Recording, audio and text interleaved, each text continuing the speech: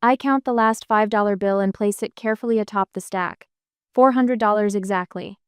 The bills tremble slightly between my fingers as I slide them into the envelope marked rent in my neat handwriting. Another month, another payment to live in my own childhood bedroom. Downstairs, laughter erupts. Mom's musical chuckle followed by Dad's hearty boom. Then Lennox's voice, excited and breathless, discussing something about campus tours and dorm options. You should have seen the student center, Mom. It had this amazing atrium with... I press my lips together and try to focus on sealing the envelope, but my hands won't stop shaking.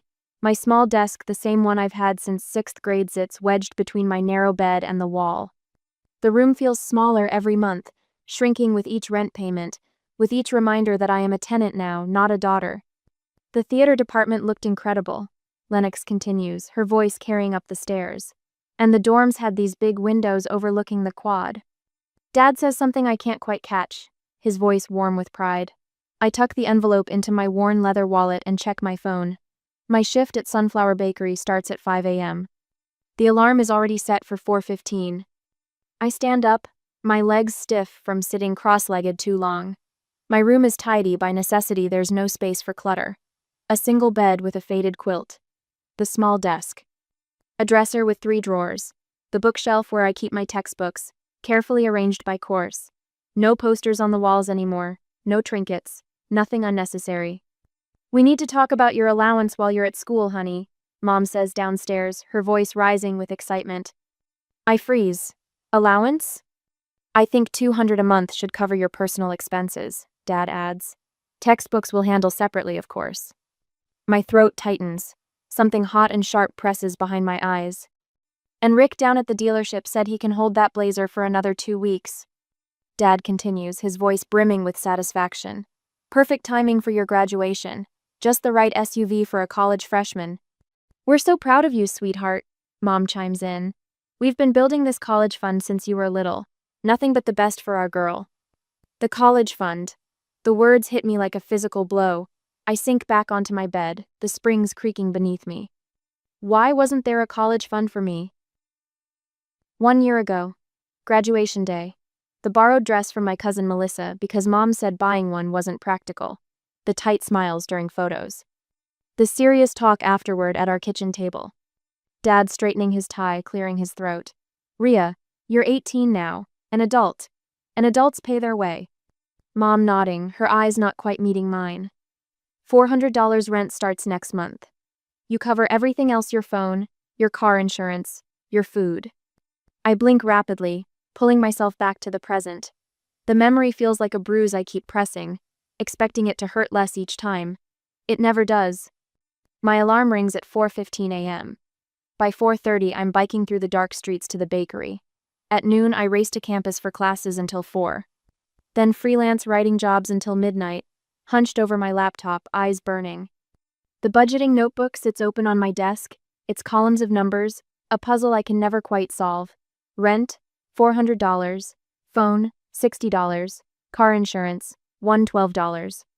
Textbooks this semester, $327. The equation never balances. My designated shelf in the refrigerator stays nearly empty. The handwritten label, Rhea's Food, feels like a joke some weeks. I skip lunch to afford gas. Meanwhile, Lennox orders pizza with friends, the empty boxes left on the counter. Tonight, after a failed literature assignment and a double shift that left my feet aching, I stand in front of my small desk and stare at the envelope marked rent. The tears I've been holding back all day finally spill over. My fingers reach for my phone, scrolling to Grandpa Everett's number. My throat feels raw like I've swallowed glass, but I press the call button anyway. The phone rings 3 times before his warm, familiar voice answers. Rhea? Sweetheart, it's late. Everything okay? I open my mouth to speak, to say I'm fine, to apologize for calling at midnight. What comes out instead is a broken whisper. Grandpa, I can't do this anymore. My composure, the wall I've built so carefully these past 12 months, crumbles entirely. My shoulders shake with silent sobs as I clutch the phone, tears falling onto the envelope below. I'm so tired, I whisper, the admission breaking something loose inside me. I'm so tired. I sink deeper into my narrow bed, the springs protesting beneath me. Words stick in my throat. I'm here, he says, his tone shifting from sleepy to alert. Talk to me. I work 60 hours a week. The confession spills out, quiet but steady. Bakery at dawn, classes all afternoon, freelance writing until midnight. And my voice catches. I still pay them $400 rent to live in my childhood bedroom. The silence stretches between us, heavy with his unspoken concern. Sometimes I skip lunch, I whisper, shame heating my face despite no one being here to witness it. The shelf in the fridge with my name it's almost always empty. I can't afford groceries and textbooks in the same week. Rhea Elizabeth. His voice hardens slightly, the rare use of my middle name signaling his distress. Why didn't you tell me sooner? I stare at the ceiling, following a hairline crack I've memorized during countless sleepless nights. I thought it was normal, growing up, becoming responsible. The words taste bitter. Meanwhile, Dad's buying Lennox a brand new blazer for graduation. A college present, he called it. The line goes so quiet I check to make sure the call hasn't dropped. Then Grandpa clears his throat. What did you say about a blazer? For Lennox. They're holding it at the dealership. And they've set up a college fund for her. My voice wavers. $200 monthly allowance while she's at school. Another silence, longer this time. When Grandpa speaks again, his voice carries an edge I've rarely heard. But what about the college money? I frown, confused. What college money? The $42,000 we gave your parents last year. Each word falls like a stone. For your education. The world tilts sideways. My fingers go numb around the phone as his words echo in my head. $42,000. My education. What are you talking about? I barely recognize my own voice. Your grandmother and I withdrew it from our retirement account. The tremor in his voice betrays his age, his controlled anger. We transferred it directly to your parents' joint account last June. 2 weeks before your high school graduation. My free hand presses against my mouth, stifling a sound between a gasp and a sob. They promised it was for your college tuition, your apartment, your books. He pauses, breath ragged. They showed us brochures from state universities, talked about how proud they were of you. The room spins around me. Lennox's SUV. The mysterious college fund they've mentioned for her. The timing of their sudden demand for rent. I have the bank withdrawal receipt. Grandpa continues, his voice steadying with resolve. And the transfer confirmation with both their signatures. For Rhea's future, your father wrote on the form. For hours after we hang up, I sit motionless on my bed. The envelope marked rent mocks me from my desk. I stare at my hands in the dim light calloused from kneading dough, nails cut short for practicality. Baker's hands. Working hands. Hands that have passed over thousands of dollars to the people who betrayed me. My laptop glows blue in the darkness as I pull up my bank account. The regular withdrawals stare back at me. $400 on the first of every month, labeled rent, 12 payments. $4,800 total. Nearly $5,000 while they sat on $42,000 meant for me. My mind calculates unbidden. Lennox's new blazer, approximately $34,000. Her monthly allowance, $200. The college fund, they mentioned downstairs. My money, my future, my sacrifice. The betrayal burns through my chest, settling into something harder and colder than I've ever felt before. Not just the money, though, that would be enough, but the calculated cruelty of it. Making me pay rent while holding my college fund. Watching me work myself to exhaustion while planning my sister's carefree campus life. My phone lights up with a text message. Grandpa, I'm coming to town tomorrow. First bus arrives at 10:15 a.m. Before I can respond, another message appears. This wasn't yours to lose, and it's not theirs to take. My thumb hovers over the screen. Fear mingles with the anger coursing through me. Confronting them means everything changes. The fragile pretense of family, shattered beyond repair. But something else rises within me. Unfamiliar yet somehow right, a fierce sense of justice that straightens my shoulders and steadies my hands. I'll meet you at the house, I type back. The plan forms between us in short, determined messages. Evidence, confrontation, consequences.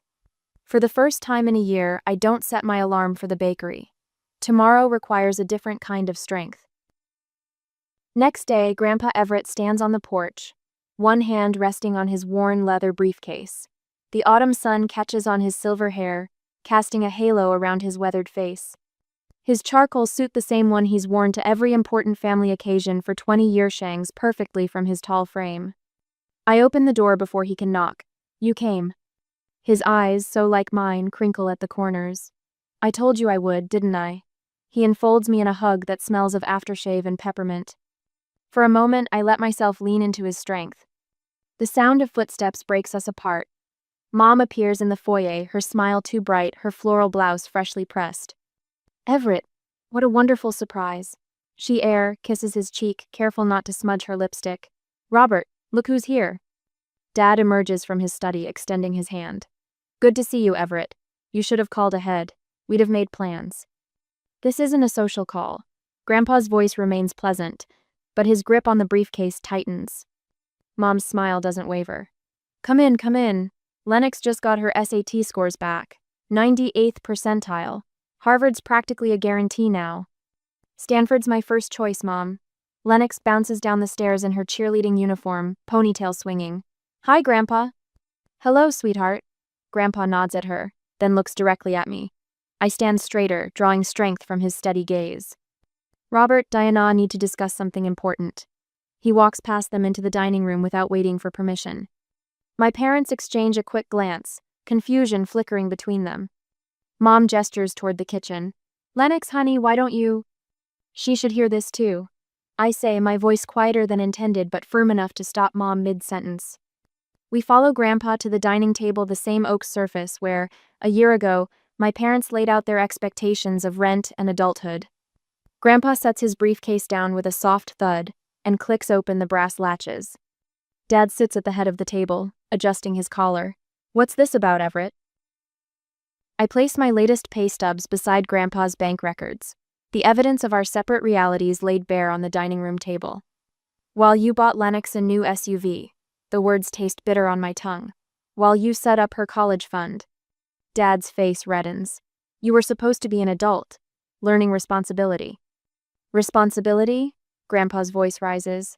You stole her future and called it a lesson. Mom begins to cry, quiet tears that smear her mascara. We never meant. You meant exactly what you did, I interrupt, surprising myself. You decided I was worth less. The truth hangs in the air between us, undeniable and ugly. Grandpa stands, his height suddenly imposing. Here's what happens now. You will repay every cent of Ria's money or you're both out of the will. Dad's face pales. Everett, be reasonable. I'm being perfectly reasonable. Grandpa places his hand on my shoulder. And Ria, my home is yours, for as long as you need. No rent, no conditions. You can't just take her, Mom protests. Take her? Grandpa's voice drops to a whisper that somehow fills the room. She's 22 years old, Diana. You can't keep charging her to exist in your home while spending her college fund on her sister. A small sound draws our attention to the doorway. Lennox stands frozen, tears streaming down her face. Is that true? She asks, looking at our parents. You spent Ria's money on my car? Dad stands abruptly. This is between the adults, Lennox. No. My voice surprises me again with its strength. This concerns her too. She deserves to know what her future is being built on. Lennox's eyes meet mine across the room wide, shocked, and suddenly older. For the first time in years, I see my sister instead of my replacement. Pack your things, Ria, Grandpa says quietly. You don't have to spend another night here. Mom reaches for my hand. Honey, we can work this out. I step back from her touch, feeling the distance between us like a physical thing, a gap that's been growing for years while I pretended not to notice. No, I say simply. I don't think we can. Dad slams his palm against the table. This is ridiculous, after everything we've done for you. Everything you've done? Grandpa's voice cuts through the room like a blade. You've been stealing from your own daughter and calling it parenting. The silence that follows feels like the first honest moment this family has shared in years. The next day, the cardboard box sits open on my bed, half filled with the sparse collection I call possessions. My hands move methodically, folding each shirt with precision, stacking each book by size. The room feels different today, lighter somehow, as if the walls themselves anticipate my departure. I place my old teddy bear on top, his worn fur catching the afternoon light. For a moment, I hesitate, then tuck him firmly into the corner of the box. 22 feels too old for stuffed animals, but Grandpa won't judge. The note takes 3 attempts. First draft, too angry. Second, too apologetic. Third, just right. I'm moving in with Grandpa, don't call me. 5 years of accumulated resentment distilled into 9 plain words on college-ruled paper. I leave it centered on the stripped mattress, weighted down with my house key, the one I never needed to return because, technically, I've been a paying tenant. Downstairs, the house remains quiet. Mom at her book club. Dad at the office. Lennox at cheer practice. The perfect window for a clean break. I slide open my sock drawer and remove the small jewelry box buried beneath practical cotton pears. Inside gleams my graduation gift from Grandpa's silver pendant watch that belonged to Grandma. Too precious to wear daily. I saved it for special occasions. This qualifies. The kitchen counter looks immaculate as always. Mom's domain, where she creates elaborate meals for Dad and Lennox, while my shelf in the refrigerator holds yogurt cups and apples. I place my key beside the fruit bowl, metal against polished granite. The sound feels final. No note here. No explanation beyond the simple absence of my presence. I carry the box to my Karth, ancient Corolla, purchased with my own bakery wages. The passenger seat accepts my box without complaint. One trip, 22 years condensed to a single cardboard container. Something about that feels both pathetic and liberating. As I back out of the driveway, I don't look in the rearview mirror. Some views aren't worth revisiting. The highway stretches before me, 30 minutes to Grandpa's house on the other side of town. Traffic moves steadily, ordinary people living ordinary Tuesday afternoons with no idea that my life just split into before and after. Grandpa waits on his porch, rocking chair creaking a steady rhythm. His silver hair catches sunlight, his weathered hands resting on denim-covered knees. At 74, he stands straighter than men 20 years younger, his carpenter's posture a testament to decades of honest work. There she is, he calls, voice warm as fresh bread. He doesn't rush toward me, doesn't make a fuss. Just waits while I park and gather my box. This all you bringing? He eyes the single container. Everything worth keeping. He nods, understanding the weight of unspoken things. Come on in then. Got your room ready. The house smells of coffee and old books, the familiar scent of my childhood sanctuary, small but impeccably maintained, with handcrafted bookshelves lining every available wall. Where my parents' home showcases status, Grandpa's showcases stories. He leads me down the short hallway to what had always been his study. The desk remains but has been pushed against the window. A twin bed with a blue quilt occupies the opposite wall. Simple, functional, mine. Figured you needed the desk for schoolwork. He shrugs, hands in pockets.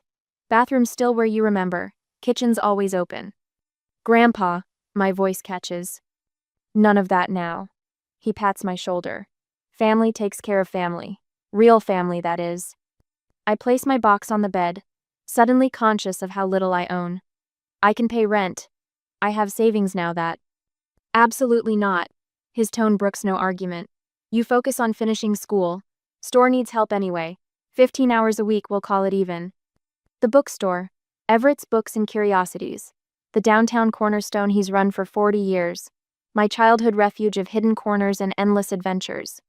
Deal. I extend my hand formally and he shakes it with a chuckle. Dinner's at 6. Nothing fancy.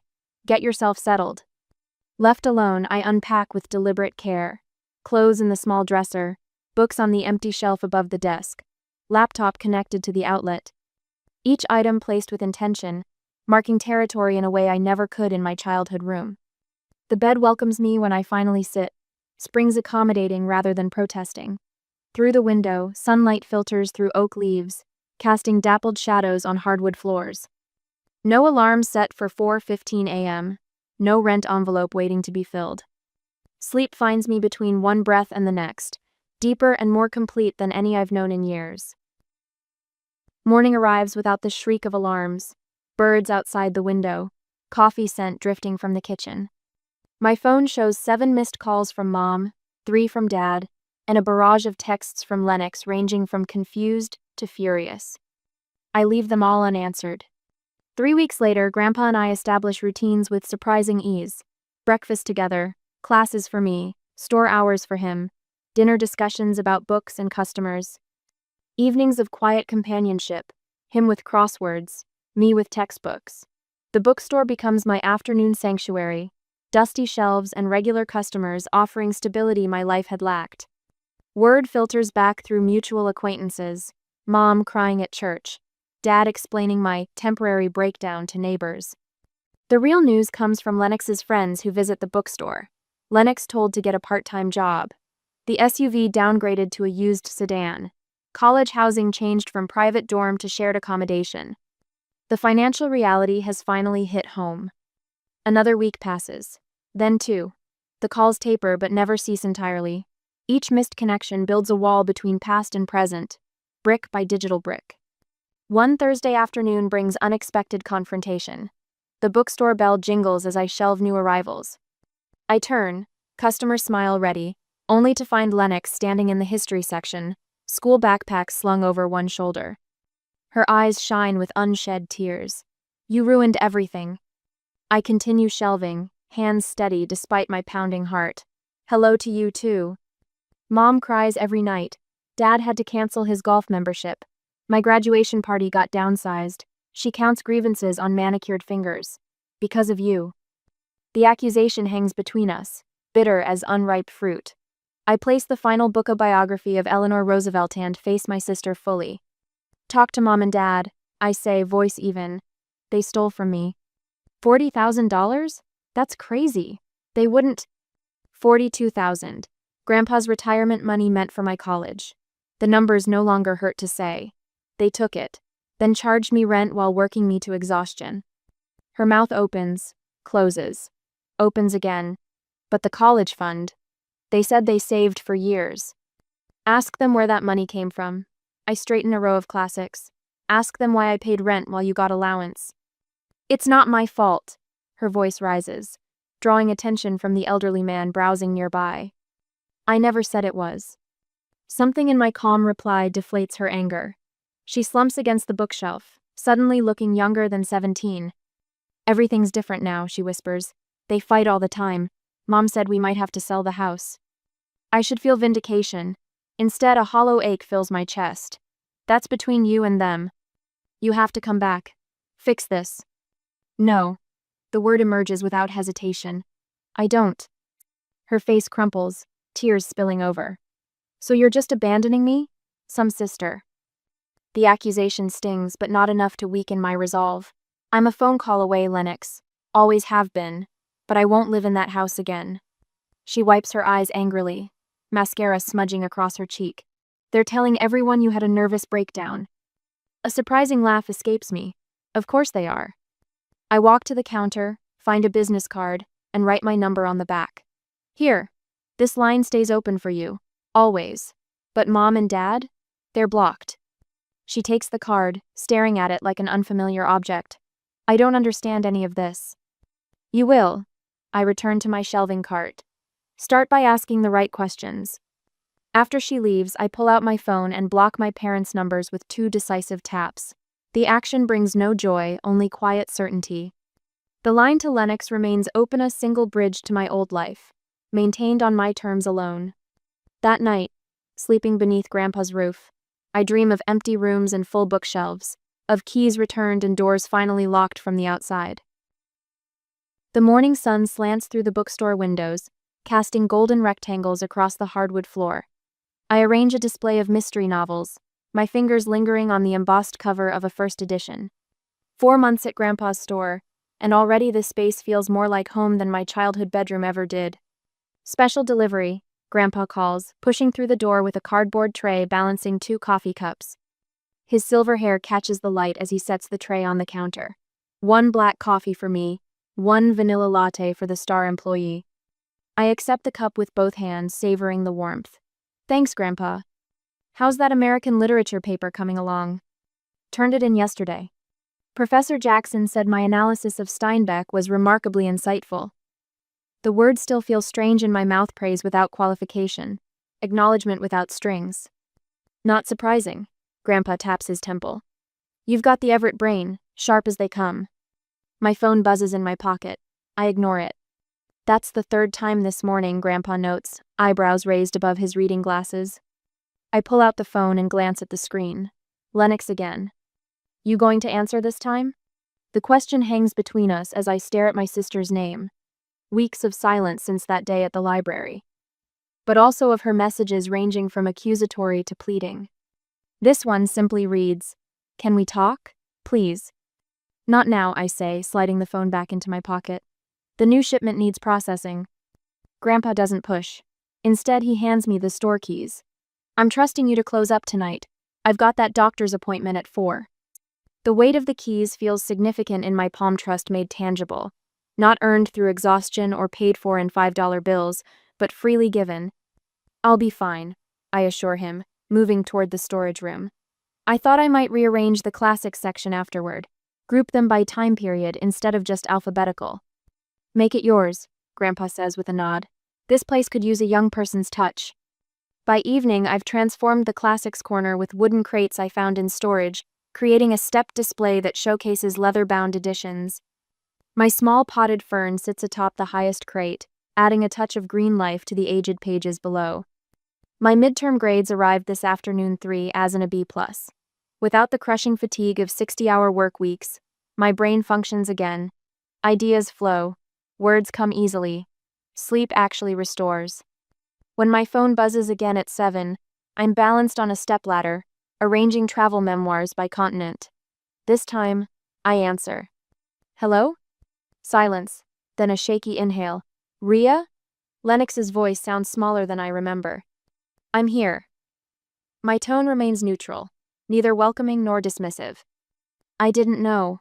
The words rush out. "About the money. About what they did. I swear, Ria, I didn't know." I close my eyes, one hand gripping the ladder rung. "Okay.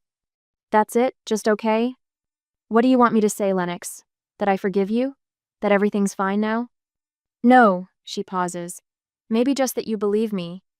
I step down from the ladder, moving to the window seat where afternoon readers often linger. Outside, streetlights flicker on as dusk deepens. "Can we meet somewhere?" she asks into my silence. "Not at home. Somewhere neutral." The request surprises me. Why? Because they've been lying to me too. My fingers tighten around the phone. "About what?" "Everything. College. Money." Her voice cracks. "You." We agree to meet at Copper Cup, a coffee shop equidistant between Grandpa's store and our parents' house. The following afternoon, I arrive 15 minutes early, claiming a corner table with clear sightlines to both the entrance and exit. Old habits. Lennox walks in 5 minutes late, her usual confidence diminished. Her hair hangs straight instead of styled, her clothes simple rather than trendy. She spots me and hesitates before approaching. "Thanks for coming," she says, sliding into the seat across from me. I nod once, waiting. "After you left, everything changed." She stares into her coffee cup. "Dad said I couldn't have the blazer anymore. Mom said my allowance would have to wait. Then last week, I overheard them arguing about money, about having to pay back Grandpa. And Mom said something about appearance money. That they'd spent it all keeping up appearances." Lennox looks up, her eyes rimmed red. "Including my entire college fund. There never was one, Ria. They lied to both of us." The revelation settles between us like a third presence at the table. "They made me get a job at the mall," she continues. "Dad said I need to understand the value of $1, like it's some big life lesson and not just punishment for getting caught." I finish. She nods, a tear slipping down her cheek. "How did you do it? Work so much and still keep your grades up? I'm failing 2 classes already." The question lacks her usual competitive edge. For the first time, Lennox looks at me not as a rival but as someone who survived something she's only beginning to understand. "One day at a time," I answer, surprising myself with the lack of bitterness in my voice. Not forgiveness, not yet, but acknowledgement, a recognition of our shared wounds, differently inflicted. As we talk, my phone lights up with yet another call from our father, the 7th this week. I silence it without looking, just as the bookstore keys shift in my pocket, a reminder of where I belong now and what I've survived to claim.